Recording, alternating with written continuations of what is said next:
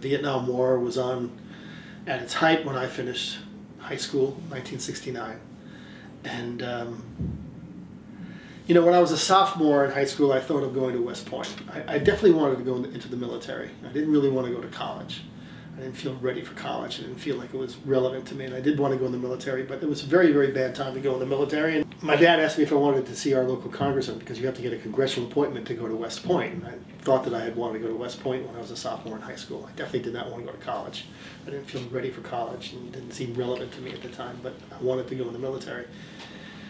And the congressman said, you know, would you like me to start the paperwork, initiate the paperwork? And we said yes, and it was right at that time when it came out in the news that the average lifespan of a West Point grad, second lieutenant in Vietnam, was about 2.5 weeks.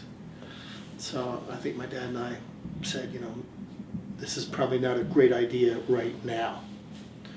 So there are really not a lot of options, so I went to college and then wound up having a high lottery number. And so I never got called. By the time I graduated, college was 73 and the war was winding down. And you know, the world was crazy at that time, and by the time I left college, military was not even on my radar screen anymore. It didn't really come back to me until I visited the Vietnam Memorial Wall in 1985, 2 years after they built it, and I had a major breakdown at that place. And I was looking at all the names, and there was a letter from a mother to a son that she had left that day. It was on his birthday, and it was in a plastic stand, and I started reading the first sentence, and I couldn't read anymore. And I don't know, I finally dragged myself out of there. And then I put it away. I never gave it another thought, but I had a very visceral experience on that day. And then it was September 11th, 2001, just a few blocks from here. We all know what happened. My wife and I lived about 5 miles uptown at 97th Street in West End, and all of a sudden in New York City there were American flags all over the place. There were shrines on every corner, flowers of all the people who were missing, and it kind of reawakened that old feeling of patriotism that I grew up in the 1950s. You realize, you grew up in the 1950s, this country was a very patriotic place. All of our fathers and uncles and whatever, they all were in World War II. And it was a very, very different feeling, and everybody served. And so I guess it was, what happened was on my birthday, November 16th, 2003, there was a piece in the Times about 2 Black Hawk helicopters that collided in midair over northern Iraq, and we lost 17 people. And that just grabbed me around my throat. And I thought to myself, I try to imagine what the last 30 seconds of their lives might have been like.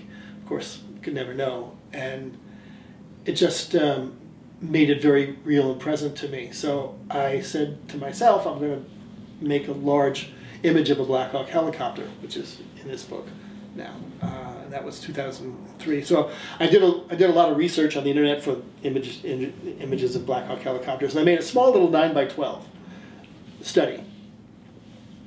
And when it was finished, it was still wet, I called a friend of mine who was a very patriotic fellow, and he came over and I said, Jim, I want to show you this thing. And he looked at it and he said, oh. He said, this is fantastic. He said, you know, I have a godson who just is graduating business school at Stanford. I'm going to give this to him as a graduation gift. He was a Black Hawk pilot in Afghanistan. And so he gave me a couple $100 and he drove away, and I thought to myself, wow, that first little painting found its way to a Black Hawk pilot. And that somehow, something clicked in with that I was onto something, but I didn't really know what. But I was onto something, that I had tapped into something that brought me out of my studio and made me participate in the world. And then there was a series of events that occurred after that finally, I guess, when 2010, 11, I started writing the story of what had happened from 2003 on. You know, one painting led to many, many, many other paintings. I didn't know what to do with the paintings. I had a visit at Walter Reed. I went with 2 buddies and met with 4 young men who were, two of the 4 were severely wounded, and I had an extraordinary experience that changed my life that day. And since then, I've just been doing it and getting deeper and deeper and deeper and deeper. Thank you for listening. Please review our other available content for help writing, publishing, and marketing your book. If you have any questions about the Author Learning Center, please contact us by email at authorsupport@authorlearningcenter.com.